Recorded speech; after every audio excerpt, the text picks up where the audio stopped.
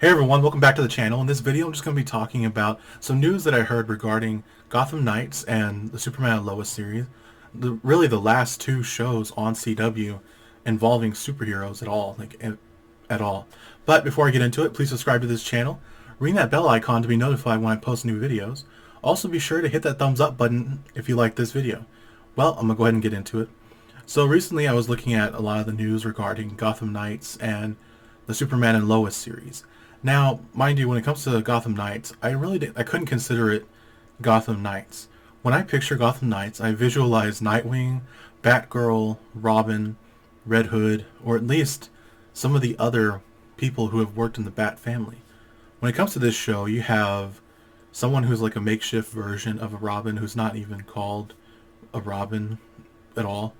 He's just some adopted son of Bruce Wayne.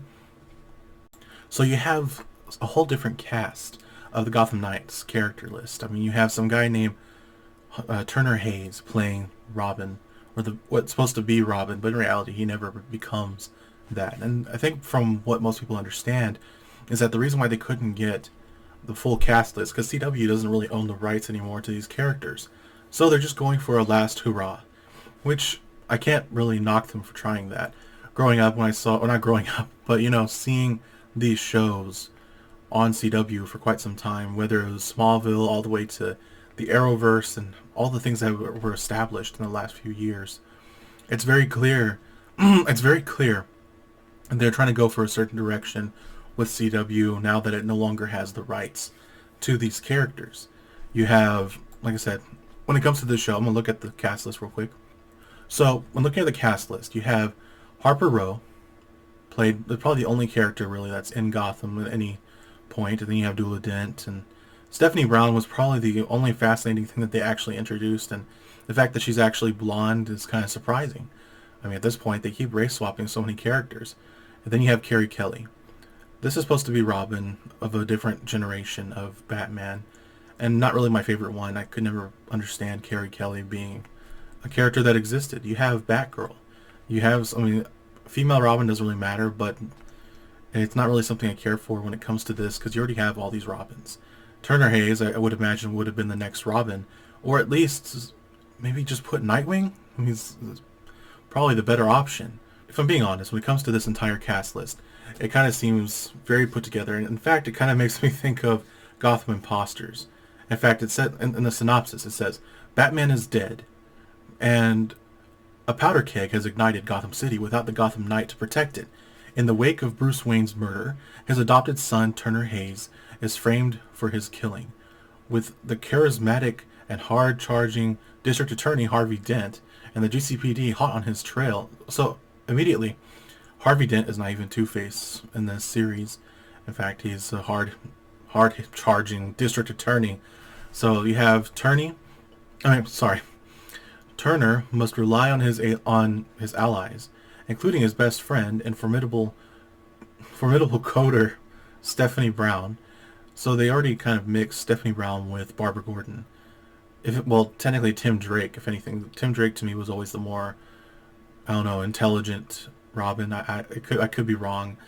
I've always perceived him as the more intelligent hacker type person, and then Barbara Gordon became that as well when she became Oracle.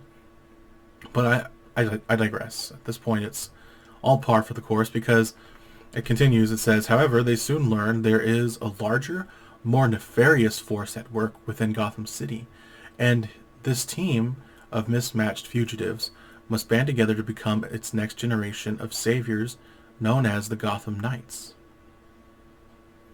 Now, it's hard to say how they're going to go with this whole direction, because of the fact that you never really can tell what they're going to do. They could actually try to bring back, they could actually try to bring back or bring in the original cast list of characters. They could easily make Turner Hayes into a new Robin, and then make Carrie Kelly, just kind of push her to the side.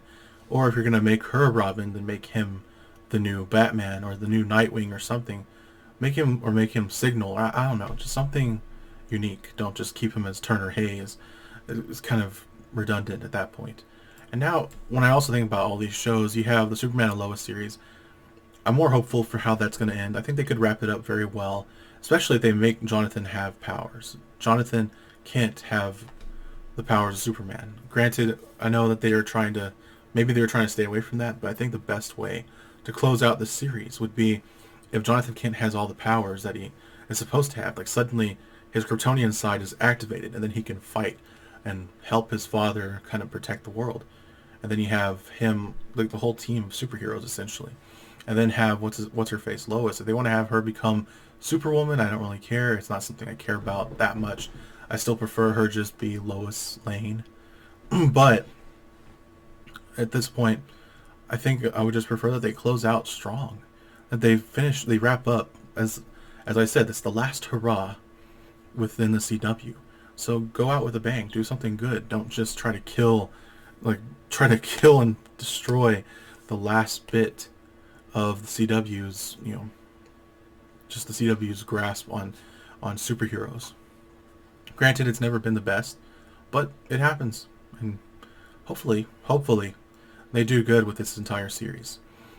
What I want to see more of, one second. What I want to see more of when it comes to these types of shows is them actually honoring the source material when it comes to Superman and Batman and all that. They had such great potential. Superman and Lois particularly had the best potential because they had a good story base, and the acting was pretty good.